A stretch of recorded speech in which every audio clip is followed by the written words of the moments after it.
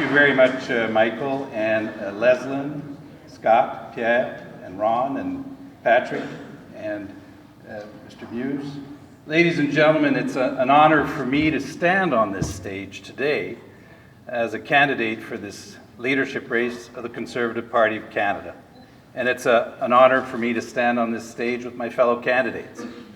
And like every other candidate, when we went into this race, the first question we're always asked is why? Why would you run? In fact, my wife, Michelle, when I went to meet her to convince her, the first question she asked me is whether I had had a CAT scan. But there is, those of you who know my story know that there is one common thread of my whole political life, and that has been my passion for Canada, for this extraordinary country of ours. I'm among those who know and believe that to be a citizen of this country is to win the lottery, that this is the first prize of all the countries in the world. And yet I see a country that's deeply divided, more divided today than it has been in the last 40 years. And that, by the way, hangs on the Prime Minister. It is the Prime Minister's first responsibility to keep this country united. And yet, we haven't been this balkanized in the last 40 years. That, my friends, is the key issue that we're facing in this country. And I also see a country that's way below the potential that it has economically. The price of housing, inflation. And on the international stage, we have no voice. I was part of a government that fought against apartheid. I saw a Prime Minister go toe-to-toe with Maggie Thatcher and Ronald Reagan. A Prime Minister who supported Desert Storm, that did a trade agreement with the United States and Mexico in the 90s, and the Clean Air Act in 1990 with the United States. We had a voice. Canada counted. And yet, when I look out now, we have no voice. We have no influence in the world. I'm running in this race as a conservative, not a hyphenated conservative. I am running as a conservative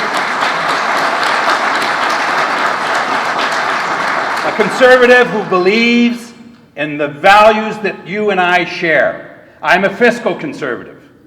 So much so that after 15 years of the government that I led, which was a coalition of federalists, when Mr. Legault in Quebec became premier, he was left with an $8 billion surplus.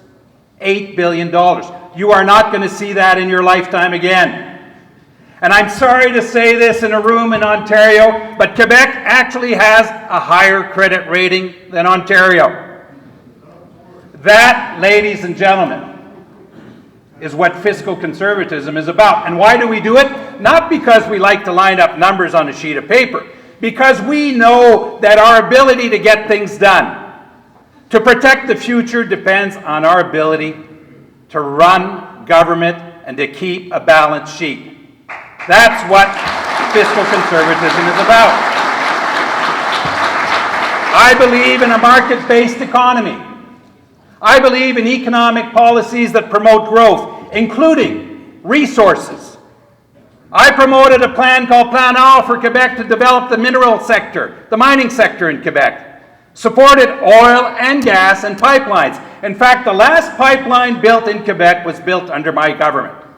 And by the way, what I say to you here in Ontario, today, I say in French in Quebec with the same tone and the same conviction. That is leadership, standing up for what you believe in.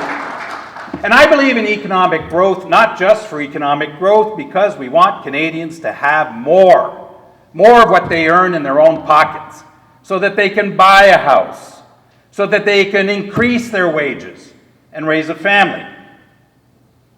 The other conservative value in which I believe and we share is a belief in family, all families, as the core of our society. And I believe also in the rule of law, one of the foundations of our society. one of the basic foundations of what we need to do.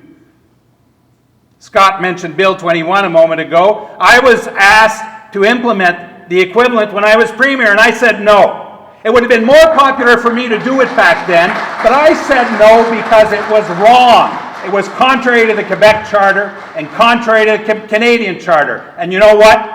If this issue goes to the Supreme Court of Canada, I said to Quebecers, as I say to you today, my government will stand up and I will defend Canada. I will not be missing in action. But ladies and gentlemen, in closing, let me share one thought with you.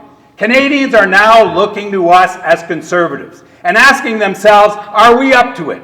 Are we going to be the national alternative we always were destined to be? We have 7 ridings out of 57 in the GTA, friends. I will be a leader that will unite the party, but most of all, elect a national Conservative government for all Canadians. Thank you.